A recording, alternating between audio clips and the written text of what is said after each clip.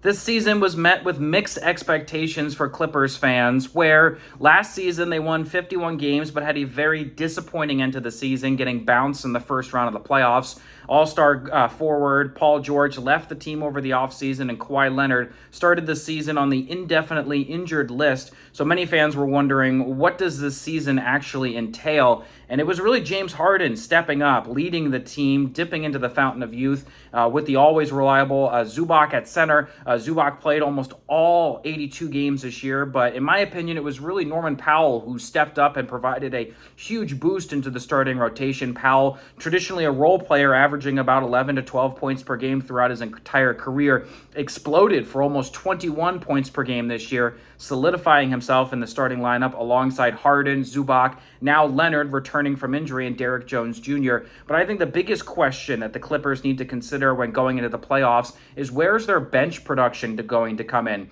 They claimed Ben Simmons coming off waivers, and he is averaging 5 points per game so far this season, trying to still find his role coming off the bench. The biggest key player, I guess, is Bogdanovich, who's averaging 10 points per game. But again, outside of Bogdanovich and potentially Ben Simmons, they don't get a lot of meaningful minutes from the bench, which means a lot rides on the shoulders of Kawhi Leonard and James Harden. And right now, the Clippers are technically tied for the 3rd seed in the West, but sit at the 5th seed.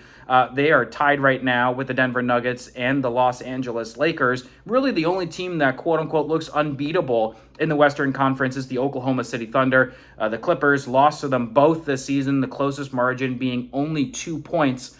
But if the West looks really wide open. It is extremely competitive. They ended the season on a high note, beating Golden State to clinch their playoff berth, beating them in overtime where Leonard really shined. And the entire Clippers offense looked like what fans really expected last season to look like. But going to the playoffs this year, they are certainly hoping for a more productive playoff run than the disappointing first-round exit last season.